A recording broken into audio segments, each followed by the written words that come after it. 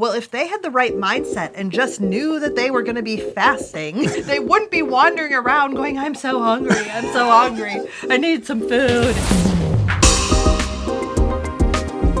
Well, a warm welcome to you all. This video is about when carnivores know better. I'm JJ, I'm a life coach, and I eat mostly meat. I'm Eric, I'm a novelist, and I eat mostly meat, and that means I know more than everybody else. I really think we've become absolute health experts. We have become experts to the point where if someone else is on TV, mentions they have some sort of health problem, we both know the answer immediately, and it is... Carnivore. And it makes us insufferable. No, it would make us insufferable if we just blurted that out in public. If we went to a restaurant and we passed somebody in a booth who appeared to be less than healthy, you need to be on Carnivore. We were just out the other day and we heard, well, I heard people talking at the next table about their cholesterol and their A1C and all this stuff. And it's like they're asking for it. Sure, they're having a private conversation, but hey, you're in a public place. Sorry, I was listening in on your A1C discussion. Did you know that if you don't eat this bread and these pancakes and those potatoes and just ate the bacon and the eggs, you go a long way to helping yourself out? Mm-hmm.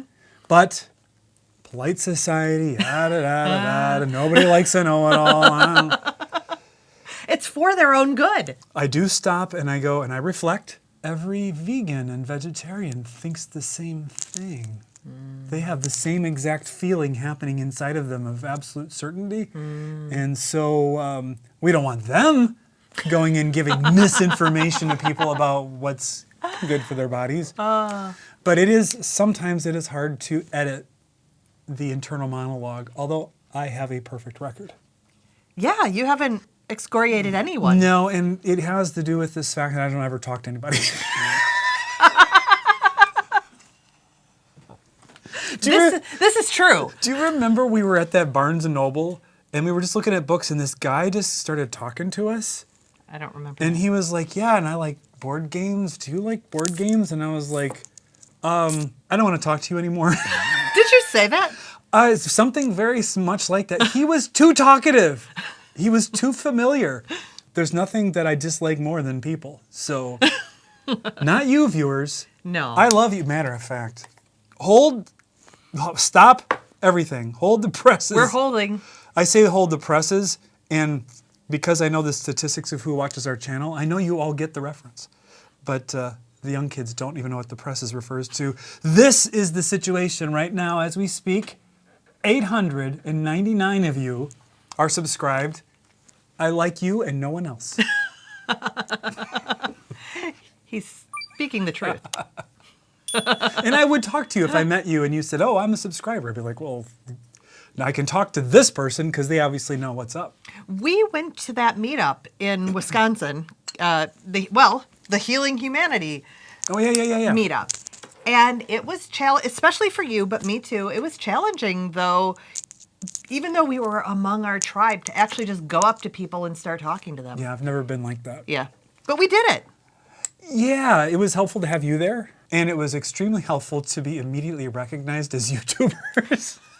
That was really kind of a blessing that someone, the first people we met, actually came to us and broke the ice for us a little bit. Yeah, that was very strange, but it did make it much better because in a social context with a lot of people, I'm looking for the exit.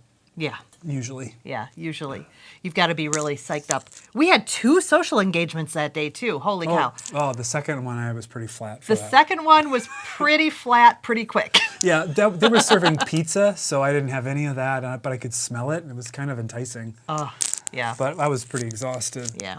But at the Carnivore meetup, it didn't do any good to be a know-it-all because everybody else already knew all of it. That's true. We didn't have to convince anybody. It was just everybody talking about all the things we knew.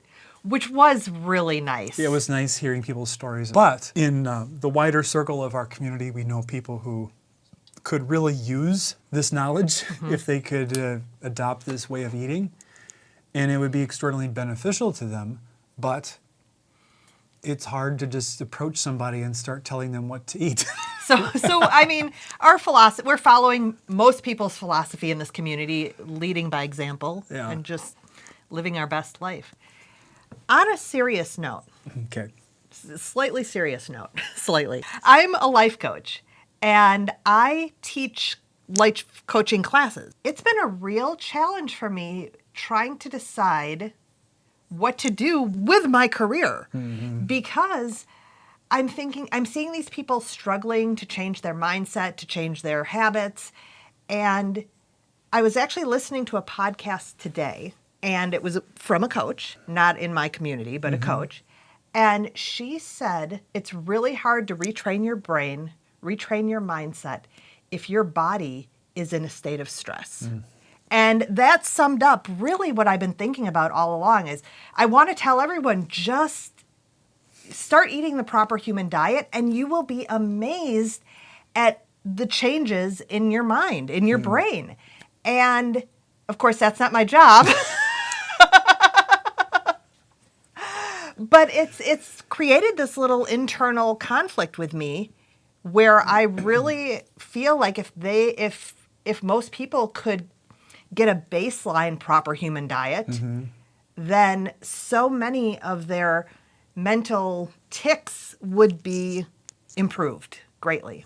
We've talked about mental health and carnivore on here multiple times. We've referenced Dr. Palmer's book and Dr. Georgia Eads' book, and my own story about how I got off of SSRIs by eating carnivore, and my decades-long battle with health anxiety, and specifically, and how it's transformed my life. And I was, in anticipation of my colonoscopy, I was going on Reddit reading forums about people's experiences with the different anesthesia systems they use. Now, I'd done colonoscopies before, so I wasn't really worried about it. I was just kind of more interested in it. But I stumbled across person after person who was terrified, and many of them talked about their health anxiety. They were getting a colonoscopy because they had gut issues. Oh, yeah, yeah. And that was my first one when I was 45 or something like that. I had unspecified gut pain and symptoms, and I was really scared. When I was reading those forums, I was sort of flashing back into that mental state that I had been in. And I was sitting there going, I'm just a rando on the internet to these people. I can't tell them, you just need to go carnivore. Because one, it won't necessarily work for everybody immediately. No. I think a lot of people it would help pretty quickly, but I can't make promises to people. I'm not a doctor. I'm not a dietitian. I'm just a rando on the internet. And so what do? How do you reach out to somebody just cold like that and say, here's what I did and how it helped me? And it's maybe not welcome, especially when they're in the middle of the anxiety crisis. I know very well what that's like. When you've already spiraled down the toilet, you can't receive certain things. It's not the right time. No. It's frustrating. And actually, you've been following on Homestead House channel Jen's journey. Yeah. Because they do a lot of lives and videos kind of updating on her There was one maybe last week where she was mad. Oh, yes. You remember that one? Yeah. She was mad because it was like all these years, this proper human diet had been there for the eating. But you're told the opposite. The absolute opposite. And you're told something that is going to lead to disaster. Oh. And you're blamed if you don't do it in moderation. Yeah. So here's a bunch of addictive, poisonous foods, but don't eat too many of them. That's your problem. You're eating too many of them, and you have too few drugs. Yeah. You have too few drugs. And so I can see why she was upset. I've been there. Yeah. Absolutely. I remember when I first gave up gluten, how upset I was then, and reading Wheat Belly. Yeah, Dr. Davis. That was around that same time that came out. And I was just furious because it was literally poisoning me.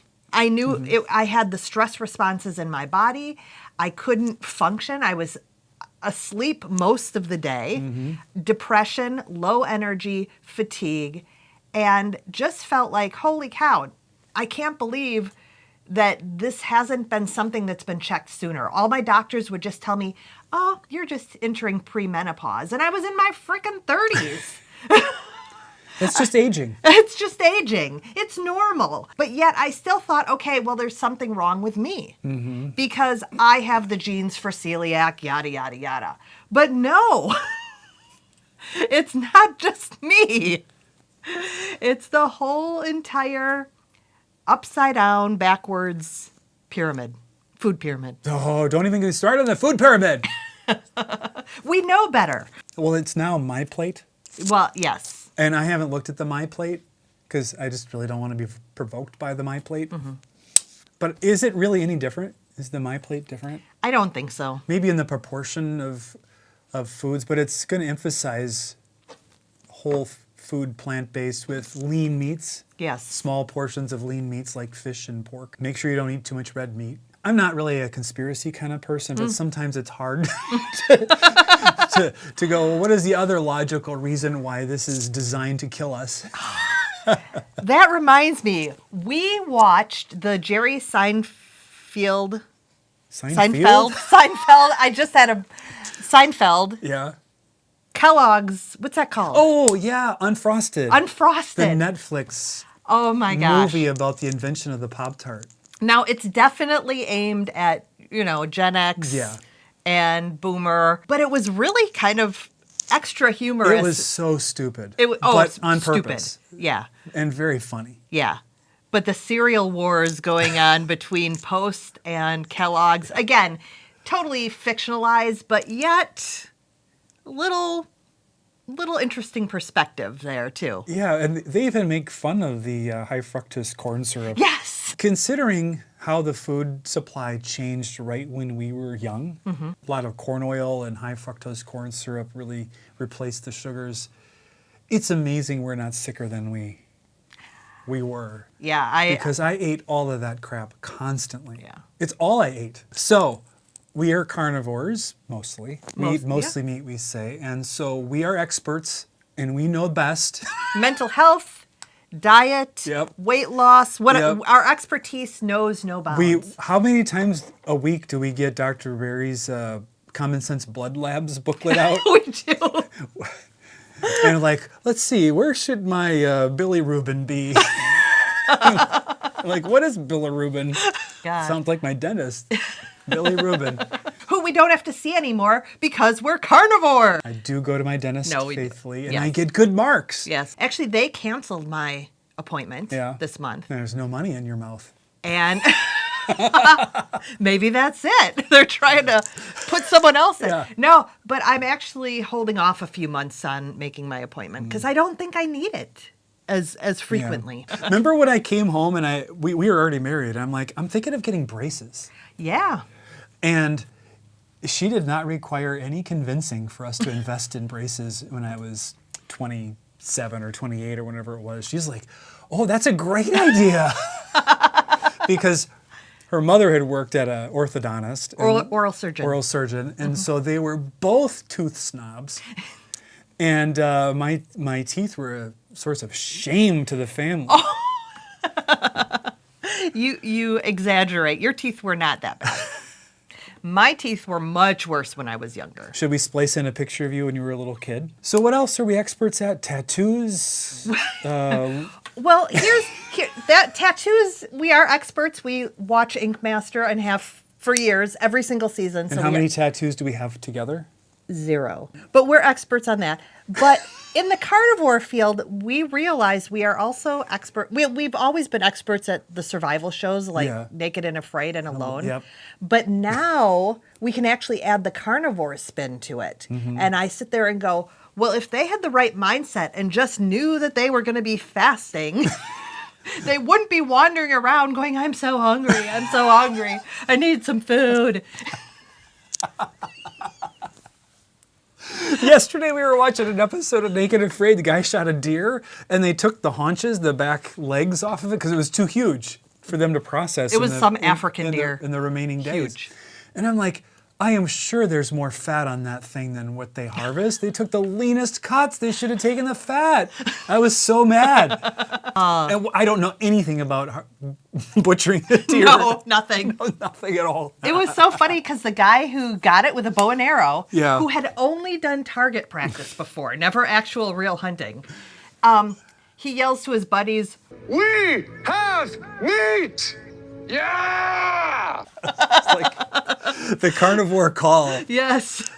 We should make a little soundboard out of that and put it on here. We have meat! Yeah, Remember you're the right. old Wendy's one with the old lady? Hey, where's the meat? My dad. My dad was a very lighthearted, sort of jokester kind of guy, and he did not let go of where's the beef for years in many, many contexts. Oh, some were inappropriate? My family? Shock.